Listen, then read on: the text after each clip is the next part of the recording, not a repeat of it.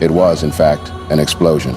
Such a disaster, born of long pent-up unfriendliness, hate, and ill will, which finally found some way to come out on the surface on that memorable day, November the 2nd, 1920. A white mob, numbering over 100 men, decided to hunt down Mose Norman for crying out that blacks must vote on the already ongoing election day. These men in Ocoee, and by 1920, the women too, were full citizens of the United States, had the right to vote. But since the last decade of the 19th century, there have been active efforts to suppress the vote by violence and intimidation. Knowing what was coming, Mose Norman fled town, and then these raging mobs would go to the home of Norman's business partner and acquaintance, July Perry, to look for him there. This was where it all started. A white mob comes to July Perry's house.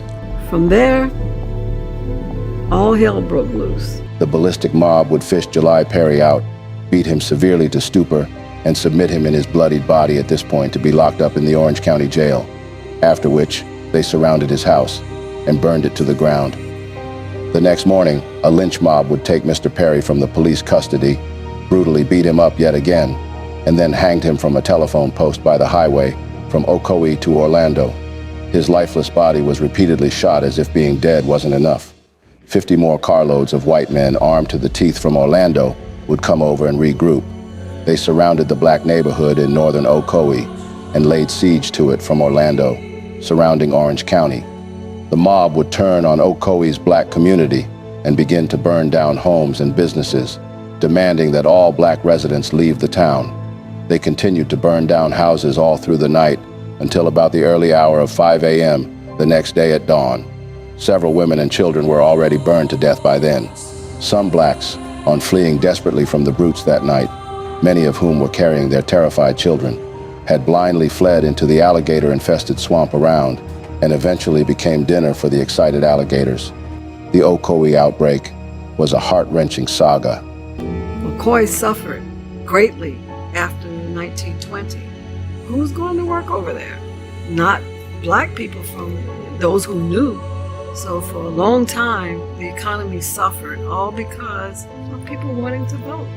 Silenced votes, shattered lives, and a community left in ashes were the remains of Ocoee after the November 2nd, 1920 incident. The once peaceful town of Ocoee, Florida, was transformed into a scene of unspeakable horror, untellable ruin.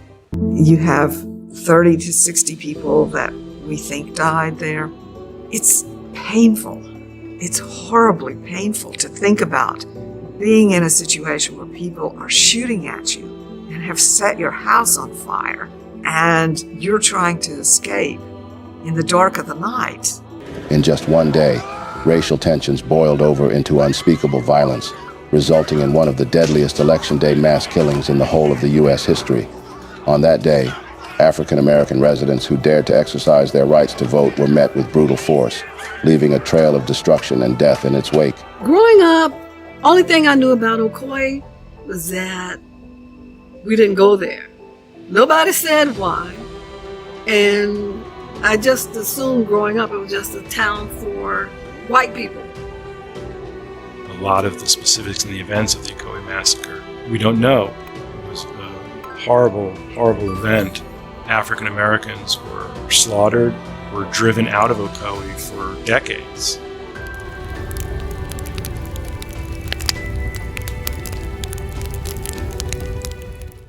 And after all the evil done at large in Ocoee to blacks, the white media houses, newspapers, journalists, legal controllers, and what have you, would begin doing their utmost to curb all the dirt done, suppress the narrative, and whitewash the truism of the history that occurred. What did you learn about the massacre in school? Nothing. Nothing at all. No. There was no curriculum on the Ocoee massacre. Ocoee Middle or Ocoee High School. I was filling out my FAFSA for financial aid because I had applied for colleges, and I got to the question where it asks, are you a descendant of Roosevelt? I didn't know what that was, so I asked my mom, and that's how I saw the Ocoee massacre, from doing a internet search on Rosewood. There's been a willingness to not talk about. There were years you couldn't say the Ocoee massacre in Central Florida at all. And now we have markers, we have a tombstone for July Perry, we have a curriculum going into our classrooms that will teach this throughout Florida. For African Americans, this is a really important milestone to sort of get that out there, because their history and the history of Florida was whitewashed for so many decades. In today's documentary, we will uncover the neglected history of the Ocoee mass killing, exploring the complex web of racial tensions, voter suppression, and systemic injustice that led to this very tragic event. But before we journey down to the heart-wrenching happenings of that day, kindly consider supporting our work by hitting the thumb button in front of you. Follow us here on Black Journals for more educative and engaging videos. And lastly, kindly help share our eye-opening Black narratives to help spread consciousness all across the globe. Now let's get back on the road. I grew up in Apopka during the 50s. We would not go through what was called downtown Ocoee, but no one ever said that people actually died there. It's just that it was a place that Black people did not go. I became a member of Democracy Forum in 1997. I was invited to join a group by a friend of mine. Little did I know it was about what had happened in Ocoee. Once I learned what they were doing, I was all in then. Oh wow, this is interesting. The constituency of Democracy Forum was quite diverse. You had a melting pot of people who were all on the same cause to inform people and come up with a way to reconcile. And we all had an assignment, pretty much, to bring back information. We spent hours and weeks and months researching. Key pieces of the evidence of our research was the death certificate of July Perry, the census list of 1910, 1920, showing close to 300 Black people living in Ocoee. Then there was a letter from a woman by the name of Annie Hamilton. This letter had been smuggled out of the community, and it was describing what type of citrus she was shipping to this friend in Ohio. She drops down in the second paragraph, and she says, one of the most wickedest things has happened. Blacks are being forced to leave, Ocoee. It has been a journey. It's been an experience, one that has created an ongoing dialogue among many people now. And once we located descendants and they could trust us, and they didn't seem to have that fear anymore, they would start sharing the stories of their descendants about what happened, the land they owned, where it was located, and it was like a freedom. We donated our research materials, which consist of thousands of documents. We donated that to the Orange County Regional History Center.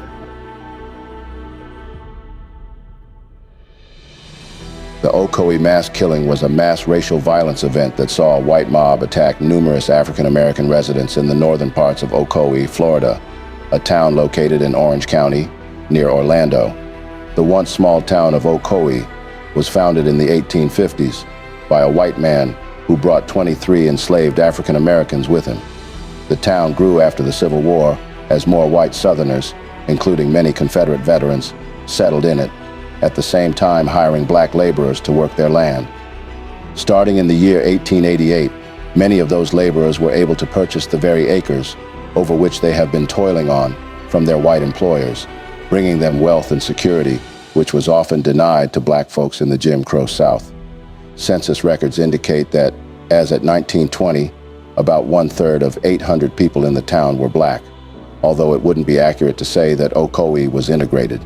There were no Blacks-only neighborhoods across the proverbial tracks, as you might find elsewhere in the South. It was interspersed. It wasn't like, here's a Black part of town, here's a white part of town. Says Pamela Schwartz to Gillian Brockle, a journalist from the Washington Day Post. a newspaper company in Washington, D.C. These people were neighbors for 30 years before the massacre happened.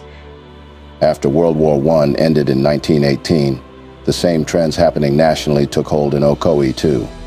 Black veterans returned home expecting better treatment as they got into Europe, but white supremacist groups such as the Ku Klux Klan would resurface to keep that from happening.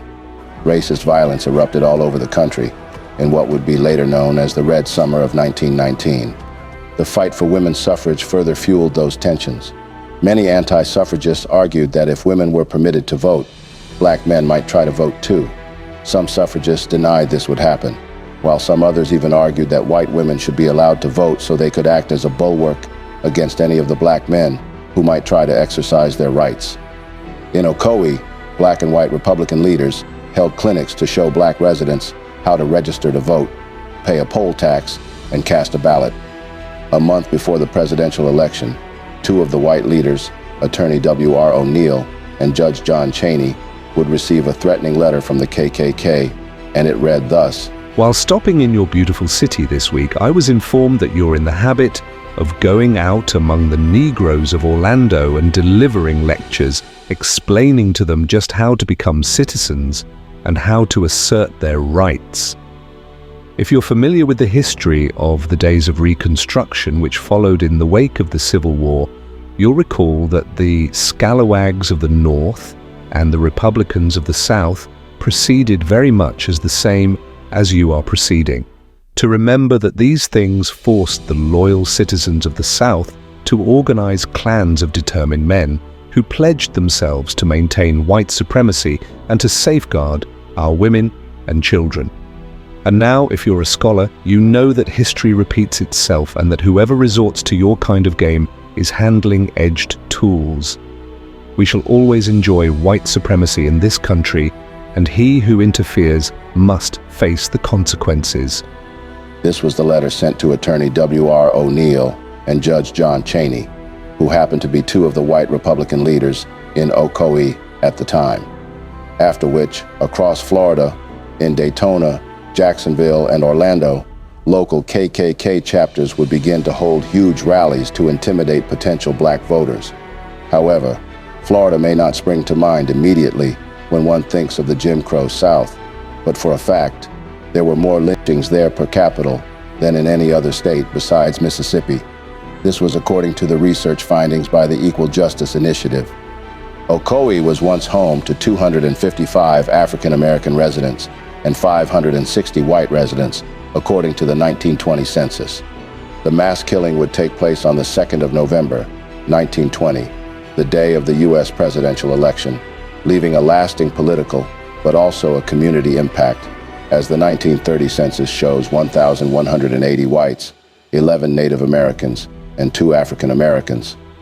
On the 1st of November, the day before the election, with robes and crosses, the Ku Klux Klan would parade themselves through the streets of the 2 black communities in Ocoee late into the night. And while at this, with megaphones, they would warn, "Not a single Negro would be permitted to vote, and if any of you would dare to do so, then there would be dire consequences." With the election approaching, black residents in Ocoee who owned land and businesses were eager to vote. Despite a terrorizing and threatening march by white citizens throughout the streets of Orlando 3 days earlier, aimed at deterring people of color from participating in the election, a handful of black residents in Ocoee, both men and women, showed up to the polls on Election Day. Election workers in Ocoee were also not without a plan to suppress votes from the blacks. They had resolved to challenge every African American who dared try to cast a ballot. Now, on the very day of the election, white mobs in Ocoee, Florida, had begun a campaign of terror and immense violence designed to stop black citizens in Ocoee from voting. This would result in the deaths of dozens of black people and the destruction of the black communities. On the said day, some blacks did attempt to vote in Orange County, but they were all turned down from entering, each their respective polling places.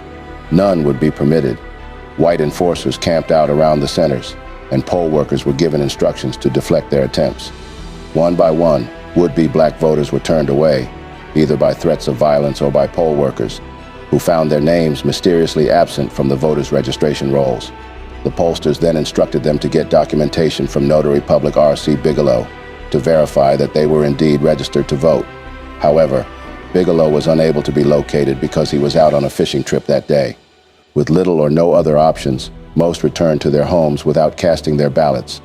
Tensions came to a head when Mose Norman, the owner of a citrus grove, attempted to cast his ballot during the election day, but the election officials told him that he hadn't paid his poll tax. He said he had, but he was turned away. Undeterred, Norman would consult Orlando Judge John Chaney, who advised him of his rights and encouraged him to try again. The attorney had further instructed Mose Norman to write down the names of any African Americans who were not permitted to vote, and also the names of the poll workers who had denied them their constitutional right. Attorney John Chaney assured that a lawsuit against the county could be brought to contest this violation. Norman would return to Ocoee with these instructions, along with a handful of black citizens yet again seeking to vote, and to their utmost disappointment they were turned down the second time and forcibly pushed away. Norman would then demand the names of the poll workers, and being that his heart was obviously turned in pieces by the whole bigoted demonstration, Norman exclaimed out of pain, "We would vote, by God!" This show of defiance attracted the attention of local members of the Ku Klux Klan, and Norman reportedly clashed with a growing crowd of incensed observers.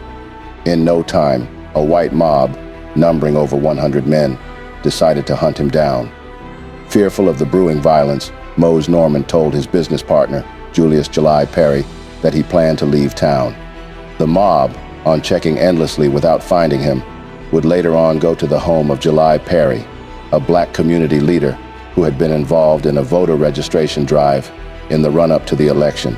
There, they expected to find Norman. Unfortunately, Norman had escaped, and he was never found, while Perry defended his home, killing 2 white men, Elmer McDaniels and Leo Borgard, who tried to enter through the back door. On seeing this, the white mob surrounded Mr. Perry's home and burned it to the ground, after which they regrouped and called for reinforcements. And then in no time, 50 carloads of men from Orlando would come over.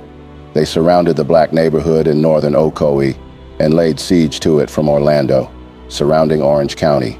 Eventually, they did catch up with Mr. Perry and beat him up severely, wounding him, after which he was arrested, taken to Orlando, and then locked up in the Orange County jail. The next morning, a lynch mob would take Mr. Perry from the police custody, brutally beat him up yet again, and then hanged him from a telephone post by the highway from Ocoee to Orlando, just within the sight of Judge Chaney's home, to intimidate other potential black voters. His lifeless body was shot repeatedly, and that wasn't enough.